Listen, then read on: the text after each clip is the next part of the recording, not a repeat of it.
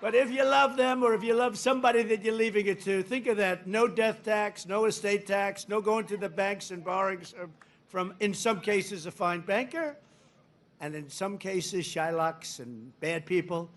But they. Mr. President, I wanted to ask you about one of the words you used during your speech, Shylocks. That's widely viewed as an anti-Semitic phrase. Do you intend for that word to be used that way? No, I've never heard it that way. To me, a Shylock is somebody that's a money lender at high rates.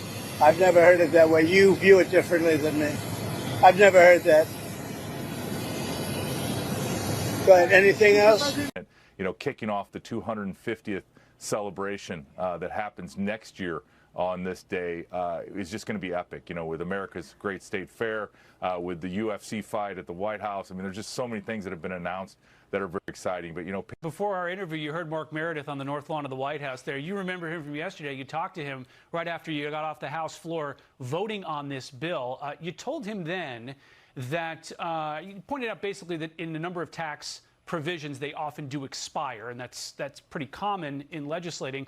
Well, Congresswoman Alexandria Ocasio-Cortez caught that interview, or at least saw it online, and she wrote, "It's not normal. Lawler voted to make the tax breaks on billionaires permanent while making the no tax on tips, just for those making less than $25K, expire in just 3 years. He's also kicking tipped employees off Medicaid, ACA, that's Obamacare, and clawing back their SNAP." So is she wrong about this bill?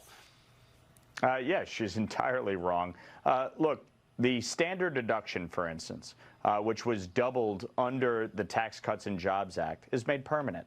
This is a huge tax cut for middle class and lower income families all across this country. Obviously, within this bill, no tax on tips, no tax on overtime, no a senior deduction, a child tax credit expansion.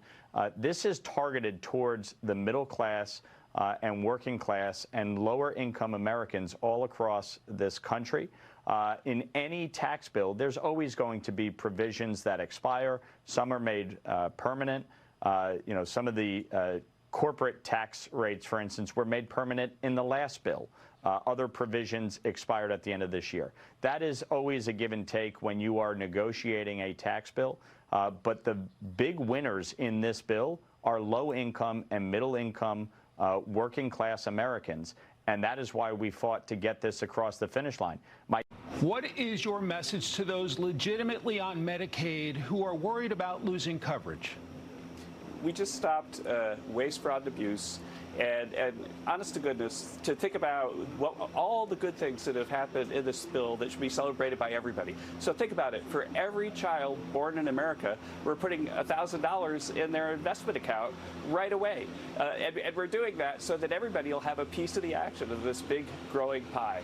And everything about the bill is helping middle class, lower class people, putting $10,000 into people's pockets. People are not going to go hungry. People are going to have earned success. They're going to have more jobs, more health insurance because they have more jobs, and more money in the bank because we're putting a bank account or setting up a bank account for every kid born in America. So this is not trickle down anything.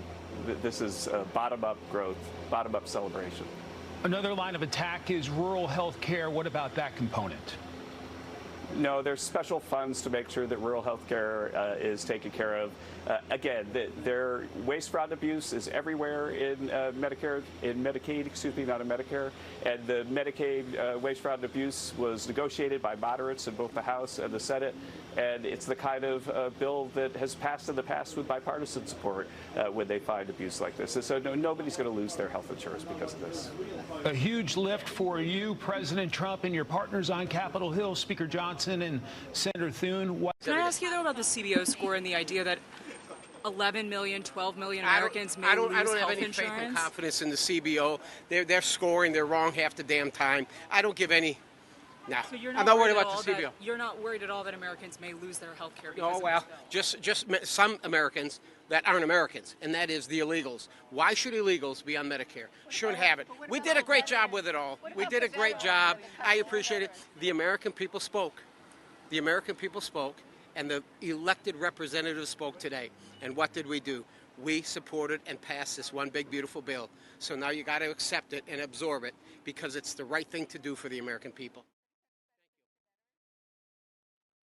Surprising. And Mamdani, by the way, was not supported or endorsed by former Mayor Bloomberg. I had misspoke. I said that earlier, so I have to correct myself. He actually endorsed Chris Cuomo. But thank you very much for talking to us today. We really do appreciate it. Thank you. Forget about what I said. Not going to help. But if you love them or if you love somebody that you're leaving it to, think of that. No death tax, no estate tax, no going to the banks and borrowing from, in some cases, a fine banker, and in some cases, Shylocks and bad people. But they took away a lot of family. They destroyed a lot of families, but we did the opposite. So just remember, to me, it's so important, and it was mostly important for. Just remember, they're picking your pocket with one hand and waving the flag with the other. You can call it theft in red, white and blue. Tremendous! You're fake news! Installed in the House. One of the GOP holdouts is our next guest. Let's bring in Texas GOP Congressman Keith Self. Congressman, great to have you on the show. So you voted yes, and then you voted no, and then you voted yes again. And why the change of heart, sir? Explain that to us. Well, there was no change of heart because we needed to make sure that we got the best bill possible. So we went through every permutation we could, thinking of how we would send it back to the Senate. This small group of people, who was going to be the vote that we were going to get? Frankly, there was no way ahead in the Senate.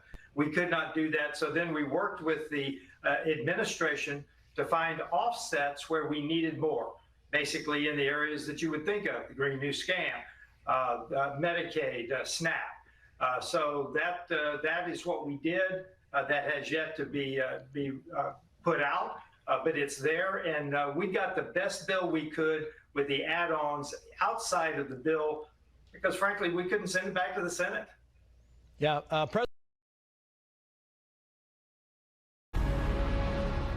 Quickly, Fox News Tonight would like to make a correction on a statement made by one of our guests last night. As Monica Page pointed out on her X account shortly after her live appearance, she misspoke when she said that Kilmar Abrigo Garcia had, quote, killed Americans. He did not. Monica apologized, and we as well do at Fox News at night. Well, Frieda's ready to be held accountable in the midterm election. And Republican Senator Rand Paul calling the Trump bill not so beautiful because it explodes the deficit in the near term. The senator adding, quote, this is Washington's MO, short-term politicking over long-term sustainability. Joining us right now, NBC Capitol Hill correspondent Julie Sirkin, Black Press USA White House correspondent and Washington bureau chief April Ryan, MSNBC senior political contributor and analyst Matthew Dowd, and Basil Smikle, Democratic strategist, MSNBC contributor and professor at Columbia University. Julie, let's start with you on this. How are Republicans who were, as you've been reporting throughout this week, who were against the bill before explaining their switch as of today, now that the president is expected to sign it into law?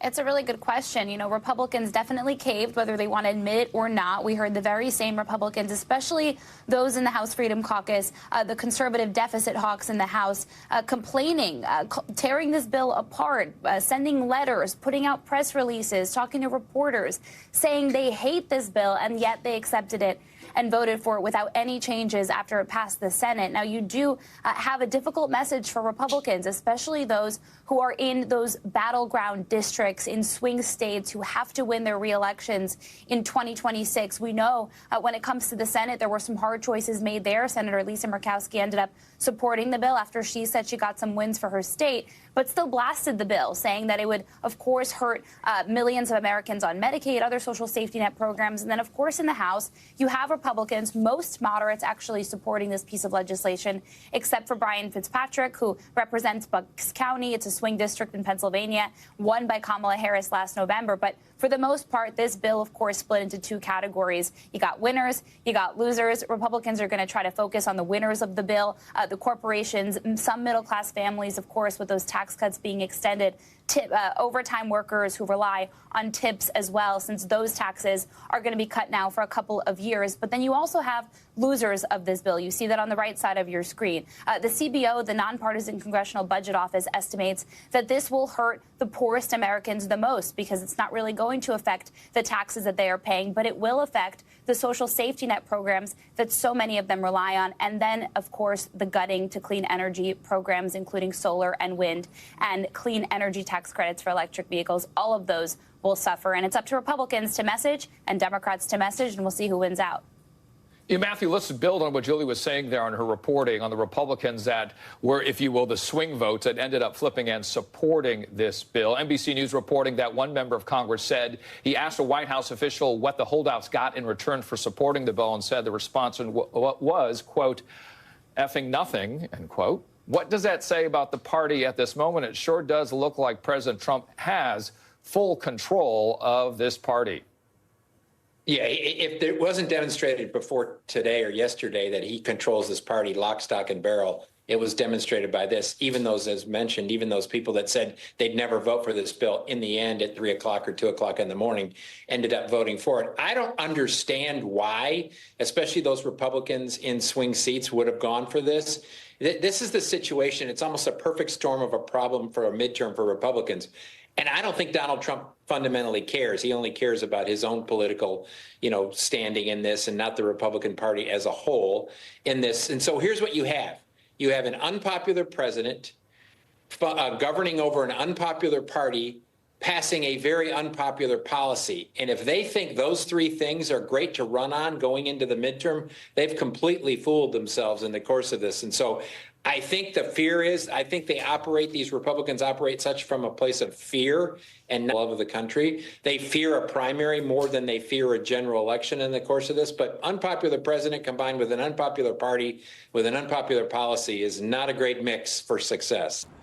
All right, troops, the one big bullshit bill, a special Independence Day. Congratulations, America, it's July the 4th. Welcome, troops, to the big bullshit bill, because nothing says freedom, I suppose, like getting conned by a billionaire in a bad spray tan, selling you the idea that paying more for less is somehow patriotic. I'm an outside looking in. But anyway, let's talk about this big, beautiful bill. The MAGA miracle bill. Trump and his congressional lapdogs are, well, they're parading around like it's the 10 Commandments. Spoiler alert, it's not. It's not even the instructions on how to build IKEA furniture with no Allen key. It's one big pile of, well, I suppose bullshit duct tape together with lies, a little bit of racism, and the tears of bankrupt gun owners. According to them, this bill is going to save America. Translation, it's going to save the rich, probably screw the poor, and leave the middle class begging for tips on OnlyFans. Am I being sarcastic? The bill promises tax cuts for real Americans. You know what that means? The top 1% get yachts, and the rest of you get to live in your cars parked outside Dollar Tree. It's got healthcare reform too, which means if you can't afford to see a doctor, just die quietly and, stop being a burden. That's the plan. The Trump Care motto, if you like breathing, you should have worked harder. Sorry. And because it's the MAGA special, they threw in a little something for the base. Mandatory flag waving, gun giveaways at birth, and a $5,000, tax credit for every time you scream, woke, at a Starbucks.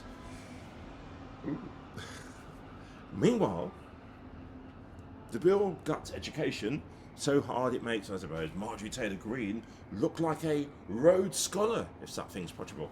And let's be honest, she still thinks Rhodes Scholar is the name of a NASCAR driver. Oh, and the environment, forget it. According to the bill, climate change is now officially a hoax invented by, electric cars, I don't know. Oil companies get subsidies, you get asthma, happy Independence Day. And here's the kicker. This bill was literally written by lobbyists, not politicians, not economists, lobbyists. They're clapping like train seals while Trump yells, "We're gonna win so much." You'll be tired of winning. Don't think you're winning. Bro, you're not even in the game. You're cheering for the guy who's robbing you blind. I'm just an outsider looking in. Don't shout at the screen. Because, hey, if you're MAGA, you don't need facts. You just need a bumper sticker, a Bible you've never read, and the latest drop of Trump NFTs to spend your rent money on while you rush to X, screaming and liking and all that stuff you do on social media. Freedom! Through missing teeth because the bills are too expensive. This bill isn't big, it's not beautiful, it's one big ugly scam. It's kind of the Fire Festival legislation, the Enron of politics, the MAGA midlife crisis written in legal talk. Anyway, so on this July the 4th, while they just light up the sky, So I know you've been very vocal in supporting the reforms included in the Medicaid part of this, but really, do you think that this will push able-bodied Americans to actually get a job? Well, I hope that it is some sort of an incentive to do that. And if you're able-bodied, my policy is you should get a job and work for the United States of America. Be a productive member of society. Because what we have found is that when people get on the government dole, when they find these programs, they live off of them, they don't have the incentive to go back to work and be a productive member of society. Life is more fulfilling when you can work and should work. Congress